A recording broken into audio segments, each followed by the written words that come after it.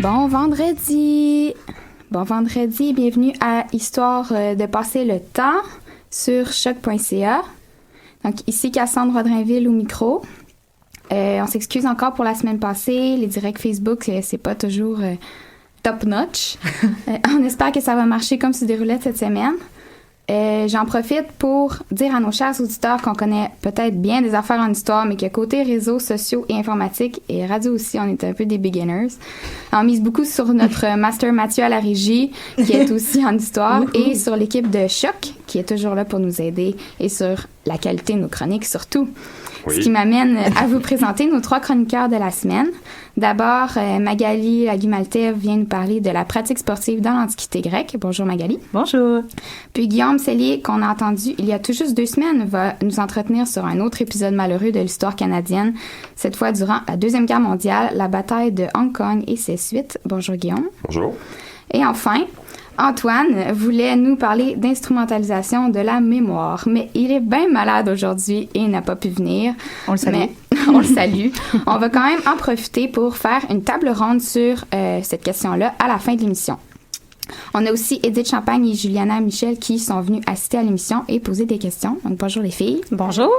Avant de commencer, Mathieu a un segment Fun Fact historique pour nous cette semaine. What's up, Mathieu? Comme d'habitude, cette semaine, je voulais vous parler de la Passion du Christ de Ober-Ammergau. Et je montre mon micro à l'instant. Dans le fond, la grande peste en Europe, en Moyen-Âge, a fait un grand traumatisme dans la société européenne à l'époque. Puis, ça va entraîner un peu son lot de superstitions et des trucs bizarres qui vont arriver. Donc, genre, accuser les Juifs d'empoisonner des puits d'eau, puis après les massacrer pour ça. Mais toutefois, dans un petit village de montagne au sud de la Bavière, les villageois, plutôt dans le fond, les notables du village, après une peste qui va faucher à peu près 84 vies dans le village en 1633, vont plutôt décider de passer une sorte de pacte avec Dieu. Donc, ils vont promettre à Dieu que si la peste ne revient jamais au village, ils vont jouer comme théâtre la Passion du Christ à tous les 10 ans. Et puis, drôlement, la peste n'est jamais revenue. Et depuis 1634, on joue à tous les 10 ans la Passion du Christ à Ober-Ammergau. Wow. Et il n'y a que 2 seules fois dans l'histoire qu'il n'a pas joué, et c'était en 1770 parce que le conseil ecclésiastique du sud de la Bavière l'avait interdit, et en 1940 pour cause de la Deuxième Guerre mondiale. Puis ils se sont pas dit après, bon, on va arrêter vu que la peste n'est pas revenue, puis on l'a pas faite, ben ça doit. Non, ils ont continué, ils ont poursuivi leur pacte. C'est un pacte avec Dieu. Exact, ça se brise pas, ça. Ça se brise pas. Déjà, c'est conservateur, d'abord. Exact, ouais, surtout dans le très sud de la Bavière, c'est près de Garmisch-Partenkirchen, où est-ce qu'il y avait des Jeux Olympiques. Puis, ce qui est vraiment drôle aussi, c'est que, en fait, tous les villageois peuvent être acteurs dans la pièce, et il est pas rare de trouver à peu près comme un an avant le début de la pièce, quand ils commencent à choisir pour les acteurs, tous les hommes se laissent pousser la barbe parce qu'ils veulent tous devenir le Christ. Donc, tu peux voir des policiers, même des juges, des trucs de même, dans le village qui se laisse pousser une grosse barbe. Wow. Puis rassure-nous, en fait, ils ne sont pas vraiment crucifiés, c'est juste une pièce, parce que j'imagine que personne ne se garocherait pour se faire crucifier. Non, il y a juste aux Philippines que ça se fait, ça. C'est bon. Merci Mathieu pour ce fun fact. Donc, je laisse maintenant la parole à Magali et au sport antique. Oui, alors je me suis laissée un peu inspirée par l'actualité cette semaine.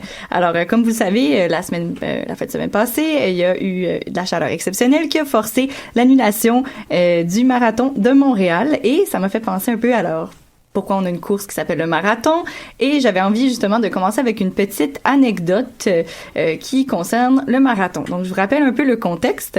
C'est en 490 avant notre ère, il y avait les Athéniens qui ont remporté la bataille de Marathon contre les Perses dans ce qu'on va appeler la première guerre médique. Donc, selon la légende, il y a 2 exploits sportifs qui auraient vraiment couronné cet événement. Il y a celui de Philippides, qui est un peu moins connu, qui aurait parcouru les 240 kilomètres qui relient Marathon et Sparte en une journée pour prévenir les Spartiates du débarquement des Perses.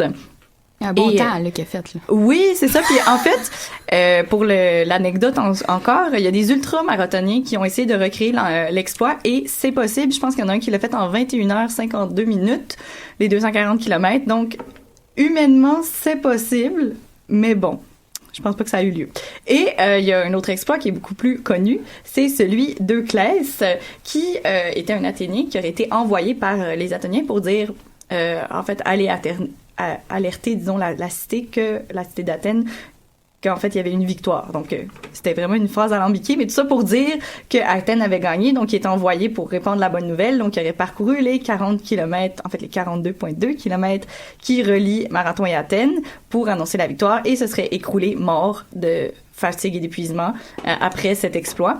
Puis et ça, 42 km, c'est ce que les gens font en ce moment dans lorsqu'ils font des marathons. Oui, c'est exactement ça. C'est comme la distance Athènes-Marathon qui sert genre d'étalon un peu pour la course du marathon actuel. C'est pour ça que ça s'appelle comme ça. Ça a été revivre, disons, aux premiers Jeux olympiques modernes en 1896. C'était une des premières épreuves et ils ont pris cette distance-là pour commémorer cet exploit antique. Puis même encore aujourd'hui, il y a des gens qui meurent de ça. Oui, ben c'est ça. C'est mon lien avec l'actualité qui est un peu macabre. Je me suis dit, c'est peut-être les organisateurs du marathon de Montréal se sont rappelés parce qu'en fait, la course de marathon antique aurait eu lieu en août ou septembre dans la chaleur grecque.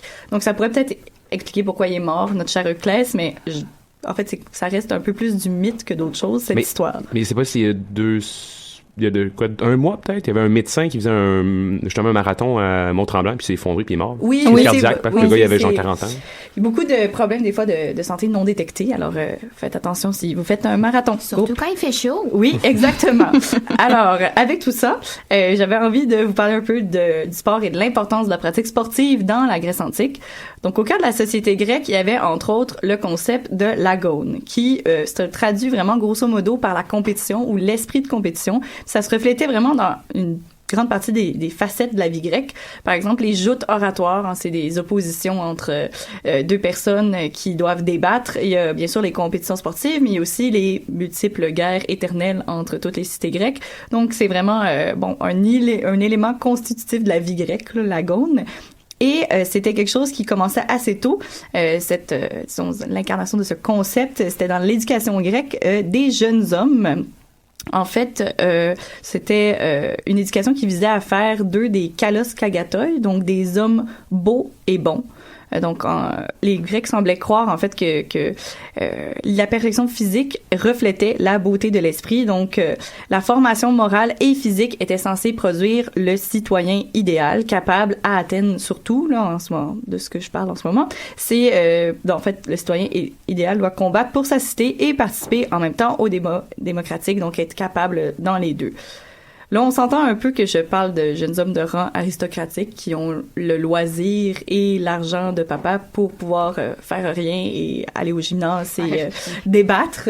Donc, c'est pas monsieur, madame, tout le monde, surtout pas madame, en fait, parce que t'es vraiment disqualifié à partir du moment où t'es une madame. Ouais, qu'est-ce qui se passe pour les madames? Les madames, à Athènes, il y a pas vraiment disons, de formation qui va se passer là, au niveau sportif.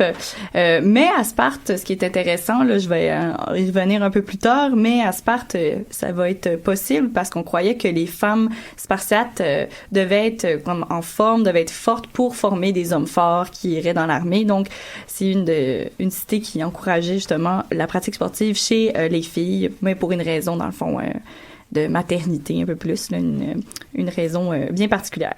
Donc, à Athènes, si je continue sur la lancée, les jeunes vont être formés aux lettres comme dans les diverses disciplines sportives, notamment la course, la lutte, le lancer du disque, du javelot et le saut en longueur.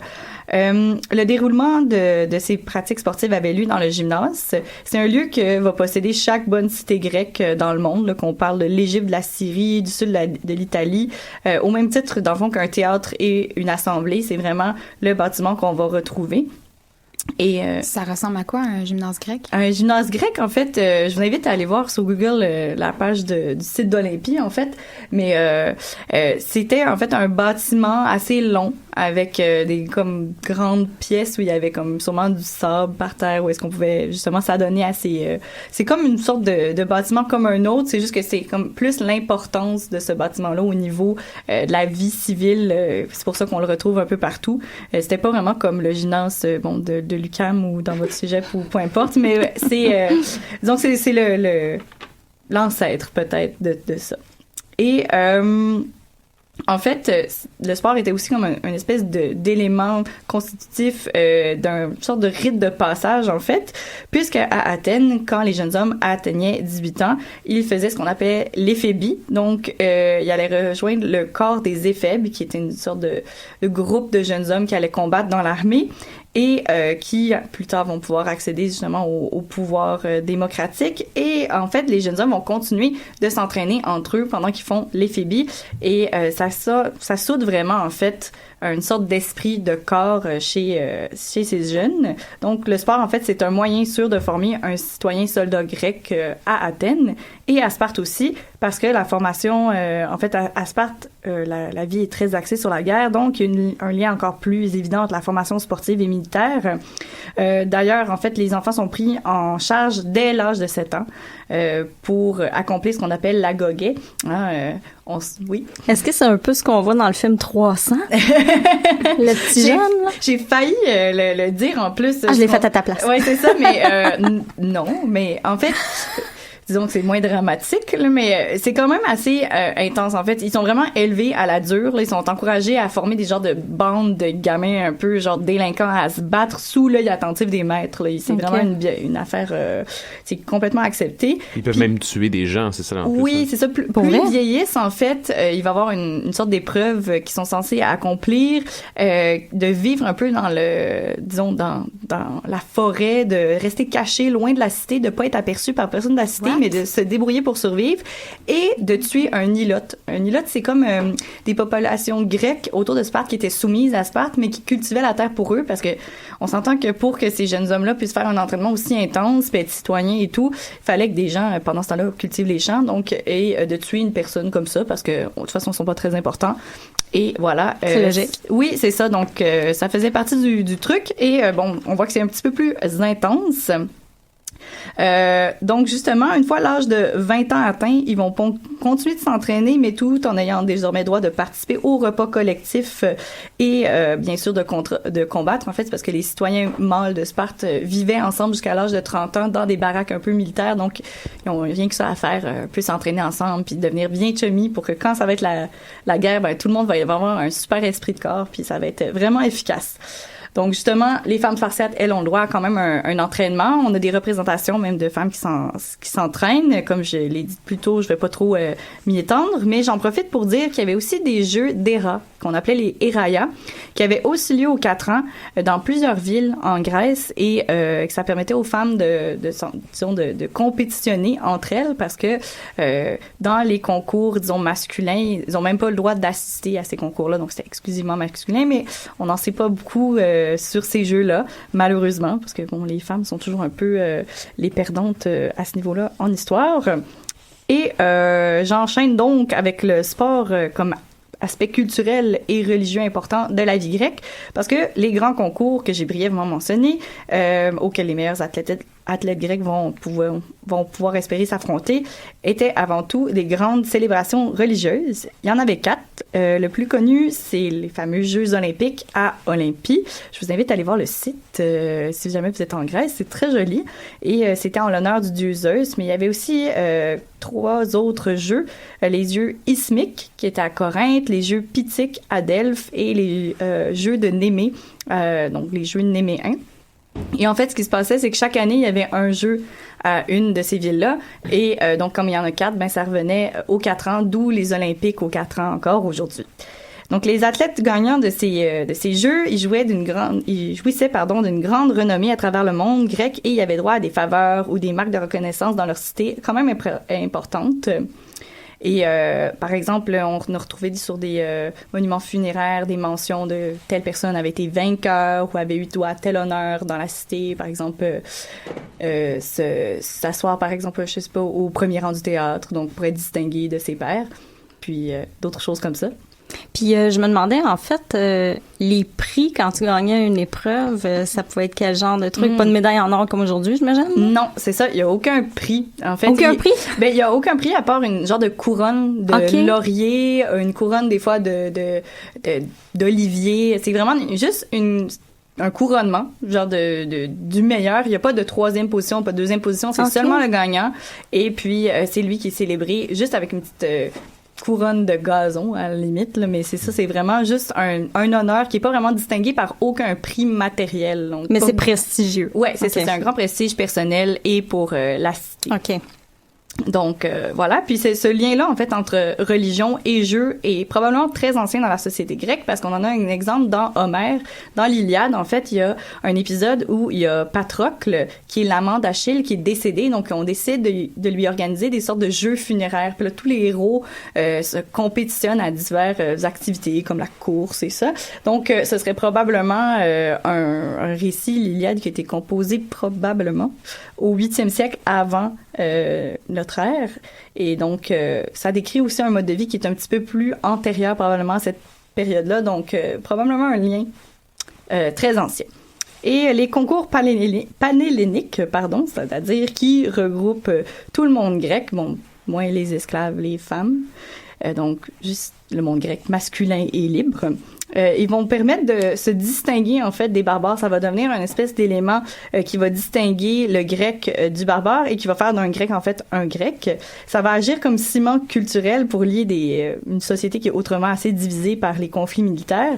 Hérodote d'ailleurs a une formule que je vais vous lire qui est très bien puis ça résume en fait ce qu'est un grec. Finalement, il dit « Le corps hellénique étant d'un même sang, parlant la même langue, ayant les mêmes dieux, les mêmes temples, les mêmes sacrifices, les mêmes usages, les mêmes mœurs. » Donc, les Jeux olympiques rentrent dans plusieurs de ces catégories, ou les Jeux olympiques, mais aussi les Jeux en général et la pratique sportive. Mais les Macédoniens, eux autres, ressemblent beaucoup. Leur culture ressemble énormément à celle des Grecs. Est-ce qu'ils ont le droit de participer? Ah oui, ben je suis contente que tu m'en parles parce que justement, c'est une histoire assez cocasse. Les Macédoniens, en fait, j'ai fait des chroniques là-dessus, vous pourrez aller regarder, mais étaient considérés par les Grecs à proprement parler comme des barbares parce qu'il y avait une culture assez différente. Et cependant, il y avait comme vraiment une élite qui était hellénisée, qui parlait le grec. Donc, disons, le macédonien, en fait, c'est comme une sorte de dérivé, une sorte de dialecte du grec, mais il parlait comme le grec, disons, comme on en parle à Athènes. Et donc, il y a un roi qui s'appelle Alexandre Ier, qui était pas Alexandre le Grand, mais un de ses ancêtres, qui va décider à un moment donné de demander la permission, ben, est-ce qu'on aurait le droit de compétitionner? Comment est-ce que j'aurais le droit? Moi, j'aimerais bien ça. Et il va se faire refuser une première fois. Mais la deuxième fois, il va se réessayer et il va avoir un document à l'appui. Mais bon, il n'y a peut-être pas le document à l'appui, c'est moi qui dis ça. Mais en fait, il a réussi à retracer une généalogie qui dirait que ses ancêtres étaient des descendants du roi d'Argos. Argos étant une ville en Grèce, dans le Péloponnèse. Donc, les Grecs vont dire, ah, bon, mais là, tu as prouvé une sorte de lignage grec. Donc, oui, bienvenue, tu as le droit de compétitionner. D'ailleurs, plus tard, il y a Philippe II, le père d'Alexandre le Grand, qui va même être vainqueur plusieurs fois dans des épreuves de course à cheval ou en chariot. Puis d'ailleurs, si jamais vous passez encore par le site, on peut voir le Philippéion, qui est le petit temple qui s'est fait construire à Olympie. Ça, c'est une autre controverse dont je pourrais parler à une autre chronique. Puis enfin, à l'époque hellénistique, le monde grec atteint des proportions un peu inégalées. Il y a désormais des Grecs un peu partout, là, sur le pourtour méditerranéen, mais aussi en des endroits où ils n'étaient jamais vraiment allés, donc en Égypte, en Syrie et tout. Donc, les gymnases vont devenir excessivement important parce que ça va être encore une fois un lieu, oui, de formation de soldats, mais là, c'est encore plus important pour les monarchies hellénistiques parce que c'est impératif de former des soldats qui savent se battre à la façon macédonienne, qui savent former la phalange macédonienne, qui est une unité de combat qui permet d'assurer, disons, leur primauté sur tous les peuples qu'ils dominent. Donc, ça va être une composante excessivement importante. Et finalement, des gymnases vont pousser un peu partout. Là, partout, il va y avoir des Grecs, il va y avoir un gymnase, puis ça va être une sorte de lieu où la culture grecque va pouvoir se perpétuer, qu'on soit, disons, en Égypte, en Syrie ou en Grèce à proprement parler.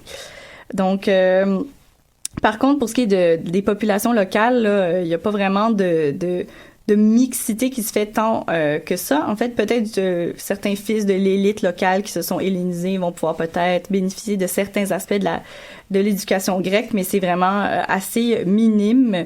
Et c'est sûr que l'influence grecque, en général, reste, disons, inégale, parce que c'est pas partout qu'il y a d'abord des populations grecques. La majorité des gens sont vraiment en campagne, ont un peu rien à cirer. En fait, finalement, c'est l'élite qui devient hellénisée et le reste comme ils ont toujours été bien tranquilles. Et finalement, Ben c'est ça, c'est les concours sportifs vont perdurer sous la domination romaine. Les Romains vont même être invités à un moment donné à rejoindre les Grecs dans les divers jeux.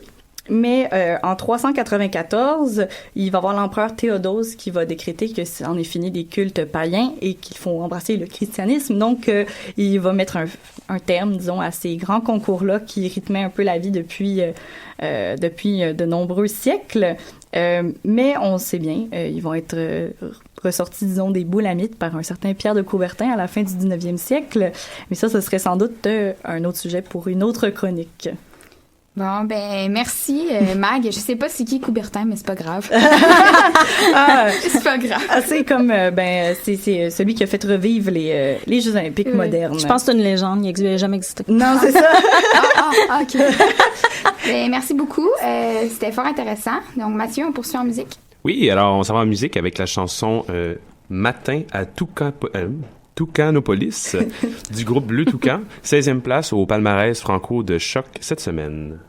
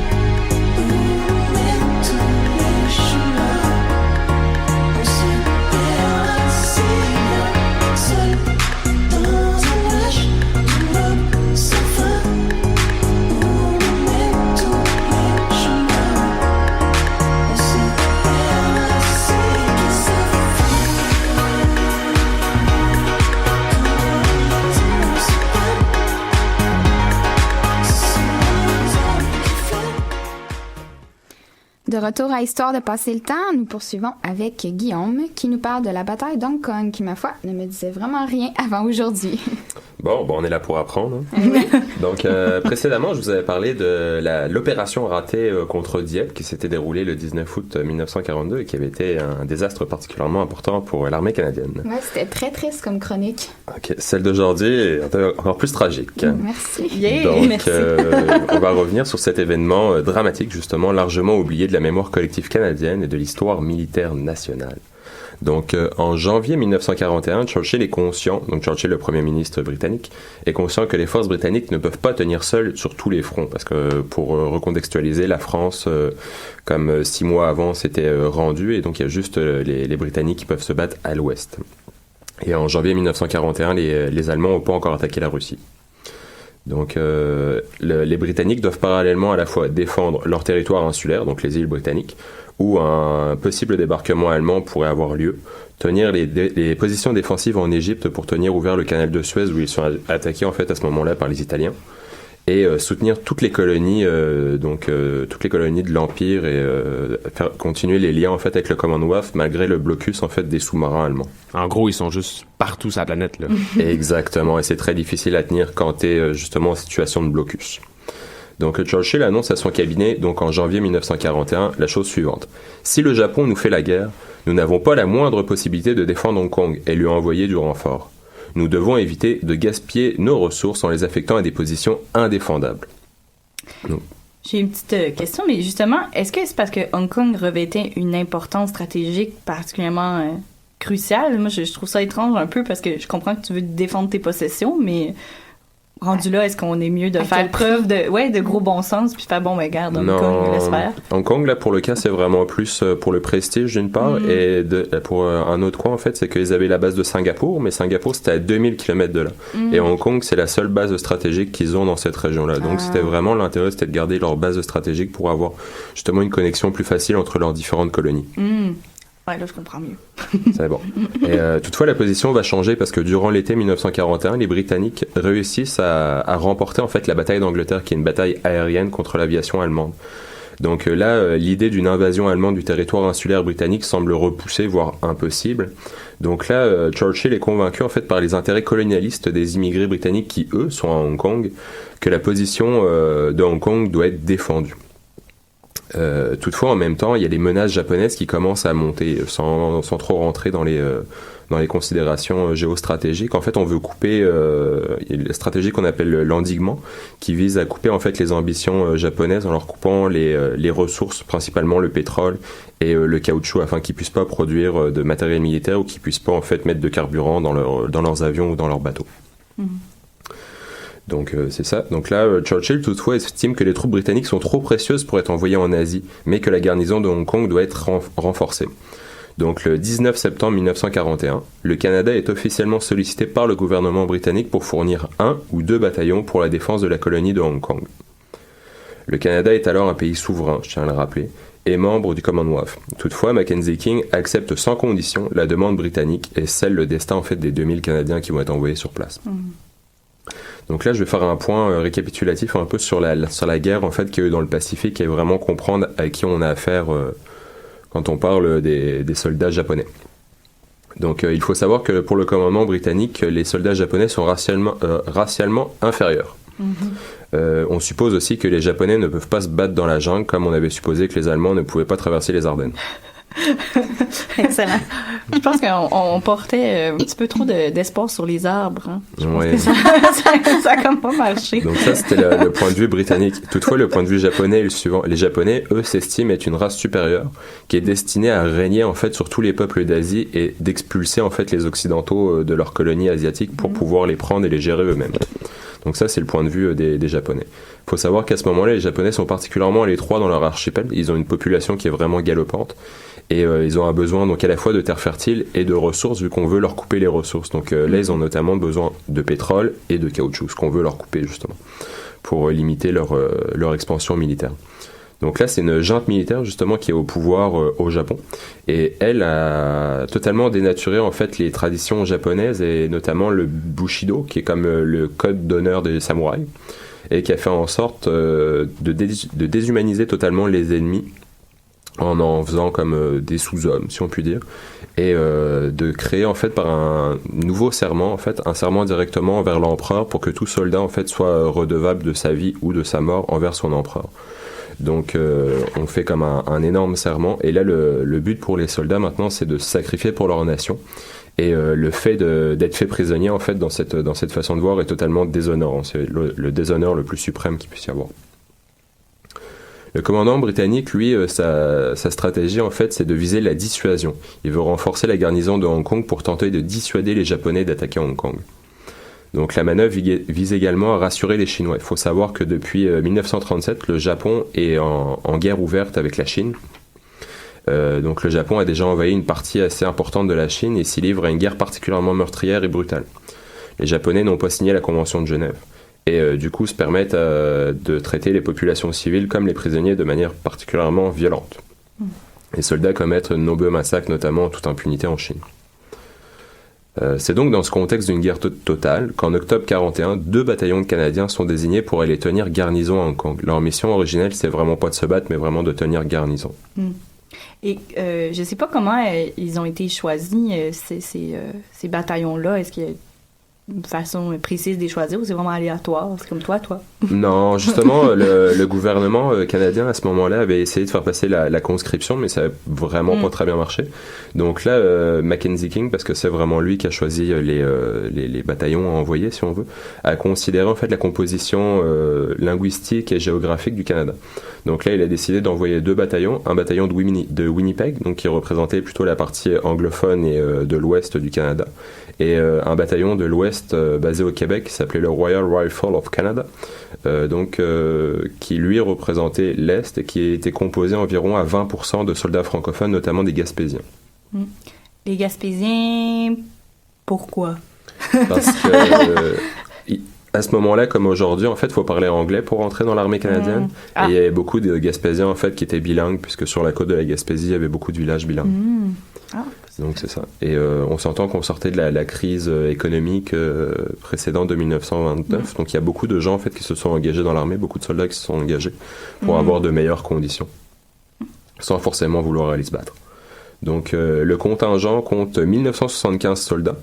Et donc il part en octobre et il atteint Hong Kong le 16 novembre 1941 pour rejoindre une garnison qui est déjà sur place d'environ 12 000 hommes. Cette garnison qui est sur place est à la fois composée de soldats indiens, de Britanniques et de volontaires chinois en fait. Là, il n'y a pas de situation d'urgence en fait pour les Britanniques à ce moment-là parce que les Britanniques ne pensent pas qu'ils vont être attaqués. Donc c'est vraiment pour ça qu'on avait choisi des troupes en fait de garnison et non des troupes de combat.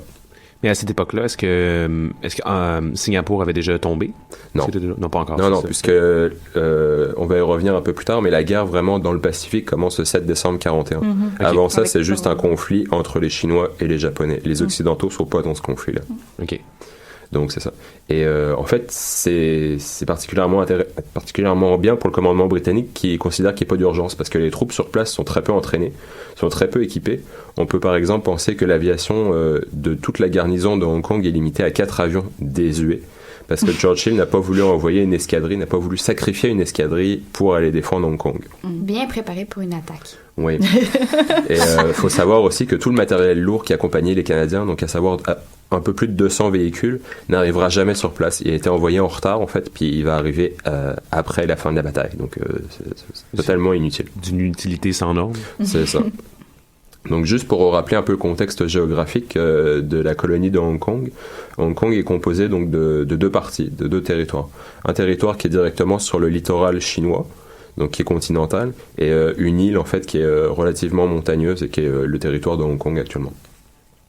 Donc tout ça, on arrive le 7 décembre 1941, donc c'est une date assez importante, à savoir que c'est le jour où l'aviation de l'aéronavale japonaise attaque la base de Pearl Harbor, la base américaine. Et simultanément, en fait, les Japonais attaquent à plusieurs endroits. Ils attaquent en Thaïlande, en Malaisie, en Indonésie, aux Philippines et à Guam. Le lendemain, le 8 décembre, les troupes japonaises qui, elles, sont stationnées en Chine, attaquent Hong Kong. Donc les Britanniques, qui sont très peu préparés à se défendre, réussissent quand même à s'accrocher à une ligne de défense qui a été sommairement édifiée, qu'ils ont ironiquement appelé la ligne des buveurs de thé. Ça prouve que c'était... solide. Oui, c'est ça. Ouais.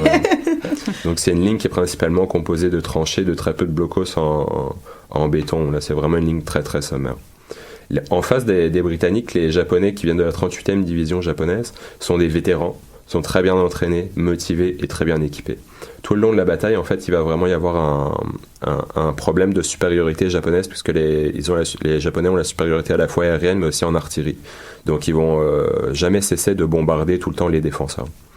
Donc dès le début du combat, en fait, les Britanniques vont perdre l'aéroport, les rares avions qu'ils avaient, les dépôts de munitions, les dépôts de vivres et les réservoirs d'eau, en fait, vont être touchés aussi. On rappellera qu'en décembre, au sud de l'équateur, c'est l'été.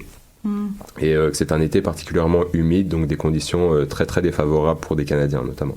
Donc ça, c'est vraiment dès le départ, ils n'ont plus rien. Là. Non, c'est très difficile dès le départ. Bon donc, départ. C'est ça. Donc je rappelle que la bataille commence le 8 décembre et le 11 décembre, en fait, c'est le premier engagement des soldats canadiens. Donc c'est le bataillon de Winnipeg qui commence à croiser le fer avec les Japonais. On rappellera aussi qu'ils sont juste arrivés 3 semaines avant. Et c'est le premier engagement terrestre des Canadiens pendant la Deuxième Guerre mondiale. Donc là, il y a 5 jours de combat particulièrement intensifs sur la partie continentale de Hong Kong. Et là, en fait, les défenseurs ne peuvent strictement rien faire face à la supériorité japonaise. Ils sont obligés de se replier, en fait, sur l'île d'Hong Kong en tant que telle. Mais les Japonais les poursuivent et, en fait, débarquent sur l'île de Hong Kong dès le 17 décembre. On leur laisse aucun répit. Il faut savoir, donc, que les défenseurs britanniques résistent avec acharnement dans les montagnes de Hong Kong, mais que les Japonais, en fait, les attaquent tous les jours, toutes les heures, mais aussi toute la nuit. Et donc il n'y a vraiment aucun répit pour les pauvres défenseurs qui ont aucune chance d'avoir du renfort, qui ont donc des effectifs limités, qui ont des problèmes de vivre, qui n'ont plus de munitions, qui n'ont plus d'eau. Donc c'est une bataille particulièrement intense. Là je vais passer comme quelques faits qu'on peut qualifier d'héroïques. Donc à savoir que les Manitobains du bataillon de Winnipeg, eux, vont défendre une position stratégique qui s'appelle le col de Wong Nang Chong. Là, il y a vraiment beaucoup d'actes méconnus en fait qui vont s'y dérouler. Donc, on peut notamment mentionner que la première compagnie, la compagnie A, elle est décimée en fait en défendant le mont Butler. Que la compagnie D, toujours du même bataillon, elle va défendre sa position avec armes pendant 3 jours face à une supériorité japonaise écrasante. Que le commandant en fait de ce bataillon-là, qui s'appelait le brigadier J.K. Lawson, va sortir de son bunker totalement encerclé par les Japonais avec un pistolet dans chaque main, genre qui va se faire tuer comme héroïquement en tentant de sauver ses hommes. Vraiment à la cow-boy un peu. Ouais, vraiment. Ouais. C'est vraiment pour dire que quand le chef sort comme ça pour se défendre, pour défendre ses hommes, c'est vraiment que la situation est désespérée. Il venait de l'Ouest, hein. Ah, et voilà. Ça peut peut-être jouer. C'est ça. Donc là, on estime à peu près que sur la centaine de soldats de la compagnie D, il y a eu juste 37 survivants qui ont été obligés de décrocher parce qu'ils n'avaient plus de munitions, plus de vivres, plus d'eau et puis plus de chef. Donc le 25 décembre, donc le jour de Noël, le matin, la compagnie D du Royal Rifle of Canada, donc ceux qui sont composés notamment de francophones, vont recevoir un ordre totalement suicidaire. À savoir qu'ils n'ont plus de munitions et que leur commandant leur demande d'attaquer à la baïonnette, donc à l'arme blanche, des positions qui ont été perdues la veille. Sur la centaine de soldats qui vont être engagés, 26 vont être tués, 75 vont être blessés. Si vous faites le décompte, il ne reste pas beaucoup de gens indemnes. Ouais. Ça veut dire que, mais en fait, c'est vraiment c'est totalement suicidaire parce qu'en plus, les Japonais doivent être meilleurs à l'arme blanche. Totalement. Les Japonais se battent avec des sabres, là. Ouais. Ils sont mieux équipés aussi. Ils sont mieux équipés, ils sont plus nombreux, ils sont armés ils ont des munitions. Les Canadiens ont quasiment plus de munitions à ce moment-là. Et il faut savoir que malgré que leur mission ait réussi, ils vont devoir décrocher vraiment très rapidement des positions qu'ils viennent de prendre parce que les Japonais vont contre-attaquer en masse. Là, il y a un fait qu'on pourrait qualifier de cocasse pour les animaux des bêtes. À savoir qu'il y a le chien mascotte du Royal Rifle of Canada, donc qui était un gros Terre-Neuve en fait, qui avait été récupéré par les soldats pendant que eux autres étaient en garnison à Terre-Neuve, qui s'appelait Gander, va participer activement au combat. Il va notamment accomplir un acte héroïque. Donc à savoir qu'il y a une grenade en fait qui est balancée par les Japonais, le chien l'attrape, la met dans sa bouche, il part au loin en fait, il explose. Mais c'est vraiment une histoire triste là, sur tous les plans. Mais ce qui n'est pas triste, c'est qu'il a réussi à sauver en fait la vie de 7 soldats et qui sera médaillé à titre posthume en 2000. C'est l'un des premiers animaux à être médaillé posthumement au Canada. Ouais. Par contre, il y a un fait totalement tragique qui se déroule le même 25 décembre, à savoir un crime de guerre qui a été commis par les Japonais. Donc il y a 200 Japonais en fait qui sont rentrés dans le collège Saint Stephen qui avait été reconverti en hôpital de campagne à ce moment-là, puisque les Japonais avaient détruit comme la plupart des infrastructures qui existaient sur l'île de Hong Kong.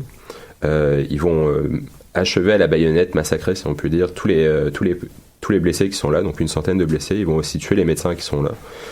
Ils vont massacrer et violer les infirmières qui étaient là, dont seulement 4 vont survivre. Tous les cadavres vont être affreusement mutilés, donc on parle vraiment de gens découpés en rondelles. Il y a quelques... En sushi? Ben oui, Quel lien, désolé. j'adore. C'est ça. Les Japonais vont sélectionner quelques survivants en fait qui vont envoyer raconter le martyre de cet hôpital au quartier général britannique afin de convaincre ces derniers de se rendre s'ils ne veulent pas finir coupés en morceaux. C'est clairement ce qui a été demandé. Face à un ennemi donc cruel, supérieur en tout point, sans espoir de secours, à court de vivres, de munitions et d'eau, les Britanniques sont donc contraints de se rendre la journée même. Sur les 12 000 défenseurs, il y en a au moins 2 000 qui sont morts, au moins parce que les Japonais en fait ont brûlé la plupart des cadavres des soldats ennemis, donc notamment la plupart des occidentaux, afin de les priver de sépulture en fait. Sur ces 2000 défenseurs, il y a 290 Canadiens qui ont été tués. Il y en a 500 autres qui ont été blessés. Pour les 10 000 survivants, ils vont tous partir en captivité avec aussi la population civile de Hong Kong. Et là, comment dire, c'est que le début en fait de leur tragédie pour tous ces prisonniers. Il faut savoir que la population civile de Hong Kong va aussi payer un lourd tribut. De nombreux civils vont être massacrés, souvent mutilés et découpés en rondelles. Et au moins 10 000 femmes ont été tuées ou violées ensuite. Donc pour un fait de justice, si on peut dire, après tout ce massacre, c'est qu'après les combats, en fait, le commandement britannique va demander justice auprès du commandement japonais pour le massacre de l'hôtel. Et contrairement à toute attente, le commandement japonais va répondre à cette demande et condamnera à mort 14 soldats pour ce massacre. Ouais. Puis, en fait, est-ce qu'ils sont condamnés pour avoir massacré? Est-ce que, en fait, pourquoi ils sont condamnés si les Japonais ont massacré? C'est qu'ils ont dû avoir une sorte de permission, j'imagine, de faire ça? Ou... Le motif, c'est qu'ils ont été à l'encontre des ordres qu'ils avaient, c'est vraiment le motif. Mm-hmm. Puis... OK, donc c'est vraiment une question, en fait, de... Vous avez désobéi, vous n'aviez pas le droit, c'est pas tant que le geste que vous avez posé, au final. Exactement. Donc, pour finir, donc on va parler un petit peu du sort, en fait, des prisonniers. Donc, à savoir que leur calvaire ne fait que commencer. Les camps japonais sont plus meurtriers que les camps allemands ou les goulags russes. Donc, les Japonais ont un déni total de la vie de leurs prisonniers. Puisque dans le code du Bushido, en fait, leur honneur n'était de se sacrifier ou de se suicider plutôt que de se rendre.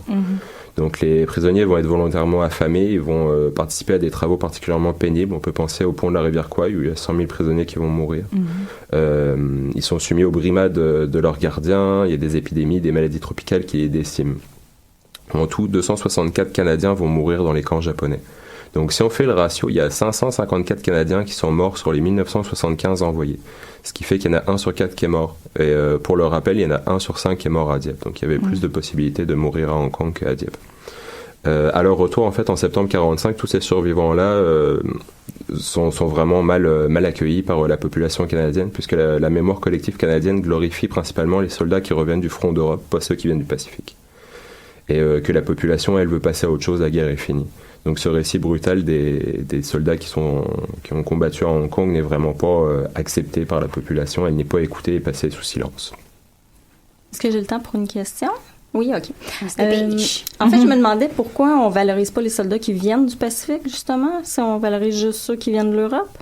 Parce que globalement et tout, pour le Canada n'avait rien à faire en fait à combattre au Japon, combattre dans le Pacifique, et que là en fait ils défendaient vraiment les intérêts impérialistes britanniques, si on peut dire. Donc c'est plus ou moins le message qu'on veut faire passer. Ah ok, ouais.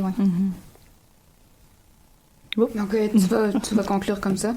Ça nous a pris de court. C'est très très bien. Je vais juste conclure sur la chose suivante. Donc la décision d'envoyer les troupes et le choix sélectif de celles-ci revient uniquement à Mackenzie King, qui souhaitait en fait soutenir son souverain.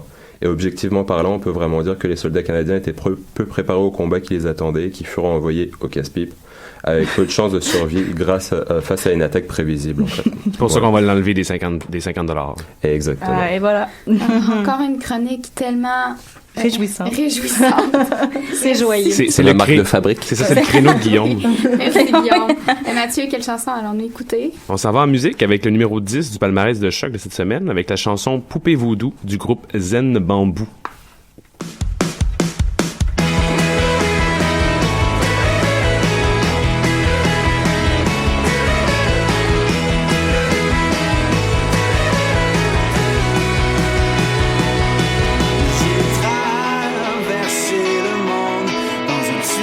Sur le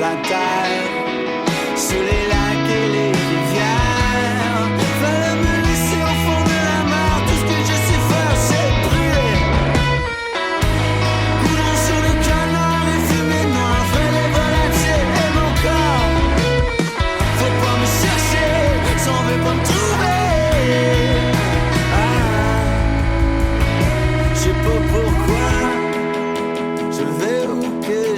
fais. Je sais pas pourquoi je fais ce que je fais.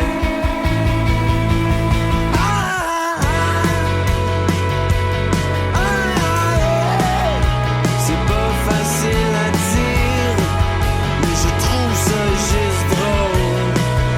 C'est pas facile à dire, mais je trouve ça juste drôle.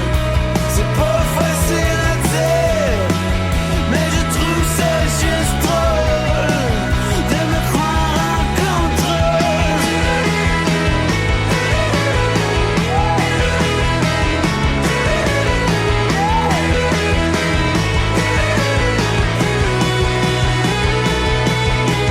mis les pieds devant les flammes, j'ai mis mon corps de longueur.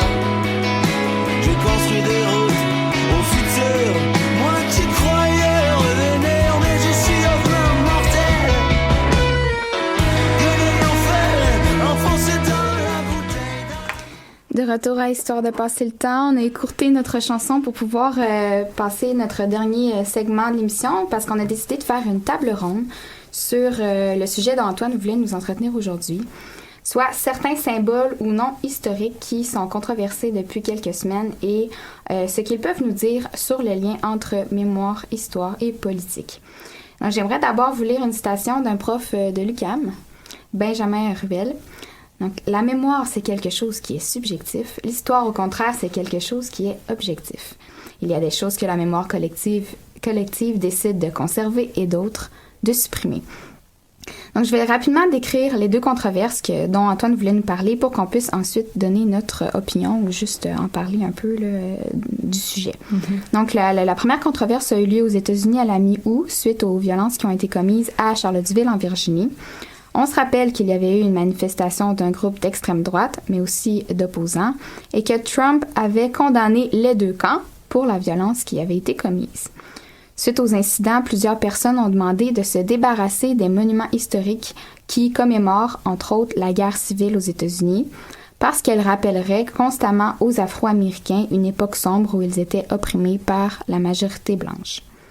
Suite à ce débat-là, la Fédération des enseignants d'élémentaire de l'Ontario a demandé au conseil scolaire de rebaptiser les écoles qui portent le nom de l'un des pères de la Confédération, John A. Macdonald.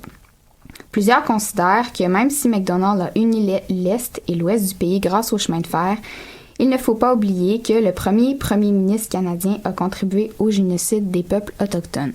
Mm-hmm. Donc, ce qui m'amène à vous demander, à mes chers chroniqueurs, une question. Donc, devrait-on changer le nom des rues, des lieux, ou se débarrasser de statues parce que le nom de la personne ne répond plus à la morale ambiante actuelle? Mm-hmm. En fait, comme tu finis justement, tu as dit que ça ne répond plus à la morale ambiante actuelle.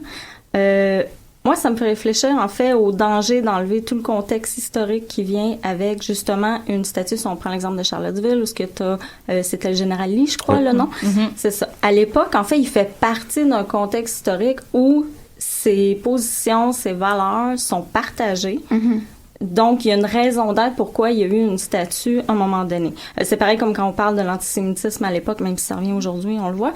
Mais à l'époque, comme de la Deuxième Guerre mondiale ou un peu avant, que c'était vraiment répandu. Des fois, on l'oublie, tu sais. Mm. Mais c'est autre chose de fêter ou louanger un personnage. Ouais. Donc, c'est comme un peu... faut comme trouver une ligne entre les deux parce que c'est quand même important, le contexte historique, de s'en rappeler puis de savoir pourquoi la statue existait, pourquoi on l'a mis sur pied, en fait. Mm-hmm. Oui.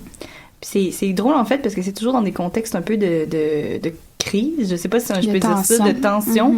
Mm-hmm. Toujours, on peut penser, mettons, à la Révolution française, où il y a eu beaucoup d'effigies mises à terre. Mm-hmm. Et c'est que on peut se demander aussi pourquoi c'est en ce moment, justement. Il y a comme une sorte de ras-le-bol, je pense, j'ai l'impression. Puis, c'est des statuts, peut-être que la majorité des gens, bon, peut-être pas dans le cas de Lee, je pense que beaucoup de gens devaient le connaître, mais il y a plein de statuts, peut-être que les gens ne connaissent pas. Puis, finalement, dans un contexte, ils se rendent compte que, bon, ils en ont assez de certaines formes d'oppression, puis le boom, ça devient un enjeu. Mais c'est comme tout le temps une tension, disons, entre ça et entre, disons, ce que la statue représente, finalement. On n'est pas tellement certain. Donc, moi, c'est ça qui me frappe, en tout cas, à propos de ce contexte.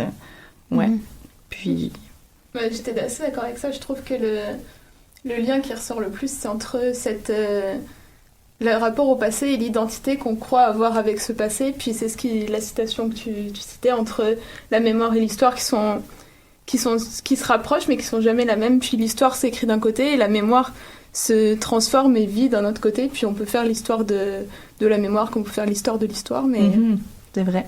Et les liens entre tout ça sont tellement ténus puis difficiles à tirer que c'est dur d'avoir une réponse à la question finalement. Il n'y a pas de pour ou de contre, c'est vraiment un gros débat.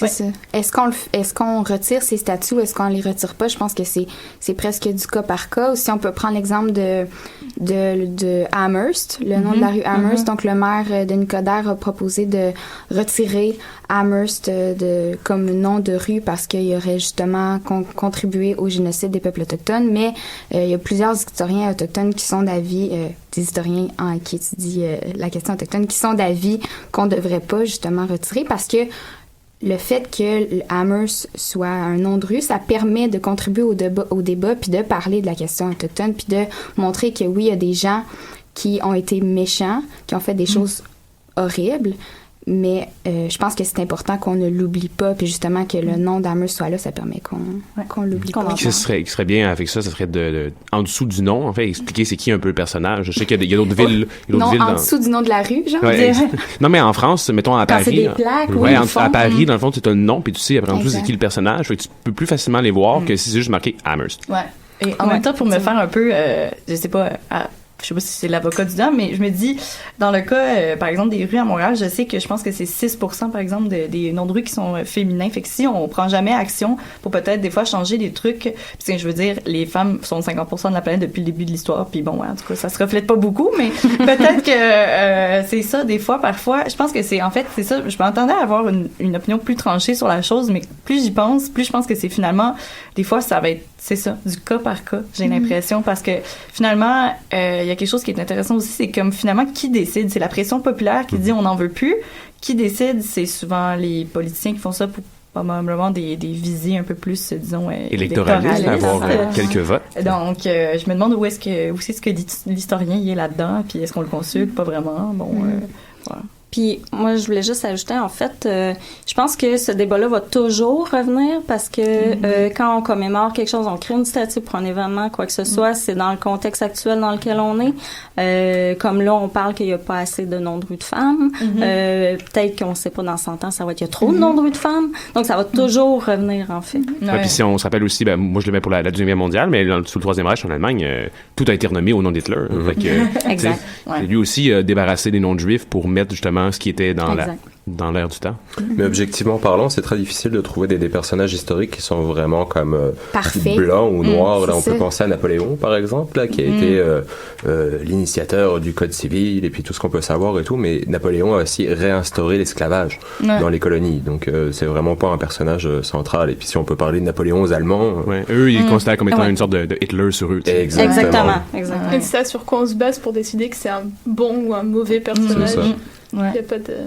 Là aussi, c'est du côté où on regarde. C'est ça. Exactement. Si McDonald's a été érigé comme statue ou comme nom d'école, c'est pour une raison, puis cette raison-là était positive, on s'entend, même si aujourd'hui, on voit un aspect un peu plus sombre de McDonald's, ça reste qu'il a quand même fait des choses bien. Puis en plus, dans le cas de cette école, c'est pas une école francophone, justement, puis en fait, les personnes qui montent aux barricades, c'est des anglophones contre le nom d'une école francophone, elle m'a nommé avec ces deux noms-là, donc ça fait... Vous avez beaucoup de personnes dans ce débat-là. Des questions...